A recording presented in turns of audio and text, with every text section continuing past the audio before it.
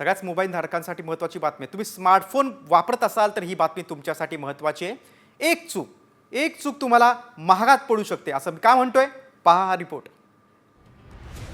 तुम्ही स्मार्टफोन वापरताय तर सावधान, कारण कामावरून घरी जाणाऱ्या तरुणाच्या पॅन्टच्या खिशातच मोबाईलचा अचानक स्फोट झालाय. तरुणाच्या हाताला आणि मांडीला भाजलंय. बीडच्या आष्टी तालुक्यात ही धक्कादायक घटना घडली आहे. शनिवारी सायंकाळच्या सुमारास ही दुर्घटना घडली. रोहित घोडके असं जखमी तरुणाचं नाव आहे. अचानक हा स्फोट झाला कसा, असा प्रश्न उपस्थित होतोय. उच्च तापमानामुळे बॅटरी जास्त गरम झाल्यानं स्फोट होऊ शकतो.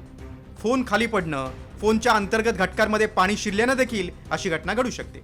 बॅटरीमध्ये दोष असल्यास किंवा ती अधिक चार्ज केल्यास, स्वस्त किंवा बनावट चार्जर वापरल्यानं आणि फोनच्या अंतर्गत घटकांमध्ये छेडछाड केल्यानं, त्यामुळे स्मार्टफोन वापरताना विशेष काळजी घेणं गरजेचं आहे.